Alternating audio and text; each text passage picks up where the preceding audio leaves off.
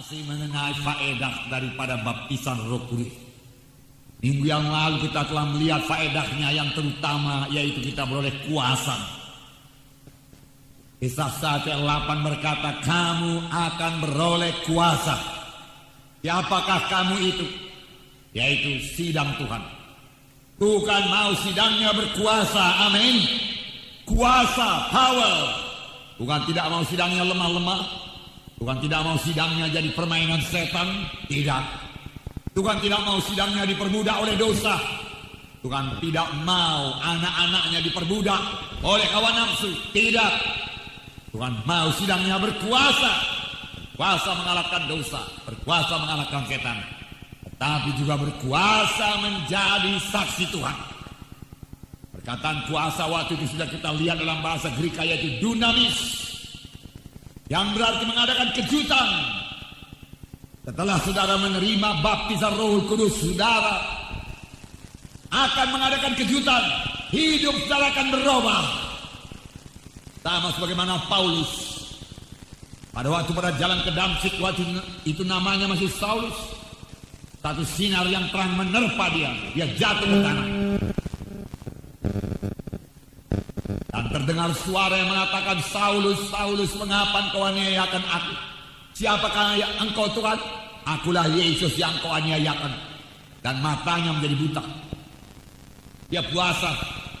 Kemudian datang firman Tuhan kepada Ananias, hai Ananias, pergilah engkau ke jalan lurus, percaya dan patuh diminta Tuhan dari anak-anaknya. Di jalan berkat bagi semua anak-anak Tuhan. Semua anak-anak Tuhan yang mau keberkatan harus patuh, patuh, patuh, patuh. Amin. Ananias berangkat dan dia bertemu dengan Saulus, dan dia berkata, saudaraku Saul, Yesus Kristus yang kelihatan kepadamu menyuruh aku kemari. Letakkan tangan ke atasmu, supaya engkau melihat kembali dan penuh dengan Roh Kudus. Dia letakkan tangan, kuasa Tuhan berlaku.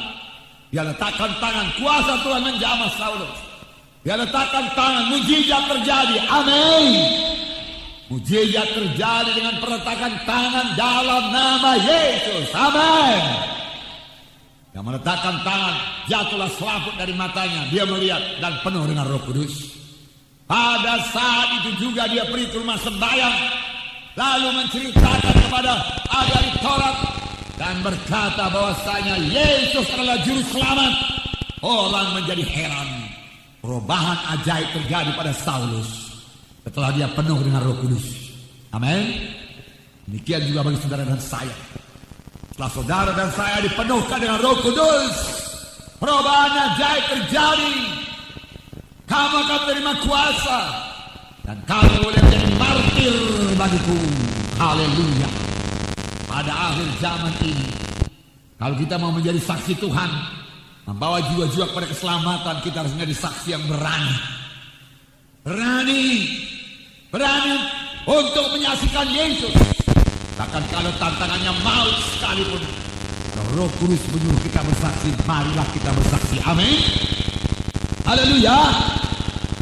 Ini diminta Tuhan dari anak-anaknya untuk mengadakan penerobosan rohani. Diperlukan anak-anak Tuhan yang penuh dengan Roh Kudus, sehingga dia berani menjadi saksi Tuhan. Amin. Itulah dia saudara dan saya. Berani bersaksi.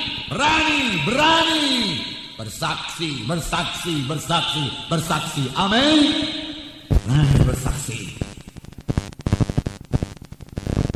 Dalam Yesus tidak melayani sebelum dia dipenuhkan dengan Roh Kudus. Alangkah luar biasanya hak istimewa diberikan Tuhan kepada kita. Hendaklah kita, kalau kita dipanggil Tuhan, biarlah orang yang kita tinggalkan itu yakin bahwasanya kita ke sorga. Amin. Menggoyangkan kerajaan setan. Biarlah kerajaan setan dan pekerjaan setan dirusakkan terus menerus sampai Yesus datang kedua kali. Amin. Roh Kudus dicurahkan. Roh tercurah dari sorga, kuasa dari Yang Maha Tinggi untuk melengkapi sidangnya pada akhir zaman ini. Amin. Gereja bangkit di akhir zaman. Amin. Puji Tuhan. Amin saudara. Haleluya. Biar kita membangun terus. Mari keberkatan terus. Mari berjalan pada jalan Tuhan. Mari bebas daripada semua ikatan-ikatan. Mari bebas dari kutuk dosa. Mari saudaraku, ikut ambil bahagian. Mari berdoa. Mari jadi saksi yang terima kuasa Roh Kudus. Amin. Haleluya. Jadi Yesus melayani saudaraku. Pada waktu dia berumur 30 tahun setelah Roh Kudus turun ke atasnya. Sebelumnya dia nggak pernah menyembuhkan. Saudaraku, nggak mengusir setan. Tapi sesudah dia dipenuhkan Roh Kudus, dia berkata, Roh Kudus ada padaku dan dia mengurapi aku untuk memberitakan kabar baik pada orang-orang miskin, membebaskan orang yang terikat, lepaskan orang yang tertawan. Apakah ini? Roh Kudus ada padaku, dia mengurapi aku untuk meletakkan tangan seorang sakit, lalu orang itu sembuh. Dia mengurapi aku untuk meletakkan tangan, lalu orang itu bebas. Dia mengurapi saudara untuk meletakkan tangan, lalu orang itu dapat baptisan Roh Kudus. Amin. Amin. Haleluya. Untuk itu Roh Kudus diberikan padaku. Untuk itu Roh Kudus diberikan. Puji Tuhan, puji Tuhan. Nah, saudara, jangan lupa, Yesus melayani bukan sebagai Tuhan. Firman Tuhan berkata dalam buku Filipi pasal 2, Yesus mengosongkan dirinya, meninggalkan segala kemuliaannya, dan menjadi sama seperti manusia. Pada waktu dia di bumi ini, jadi itu berarti dia sama seperti saudara, sama seperti saya, dan dia sanggup tidak berdosa. Dan dia dipenuhkan dengan Roh Kudus, diurapi dengan Roh Kudus. Lalu kuasa, tanda ajaib dan mujizat ajaib dalam pelayanannya.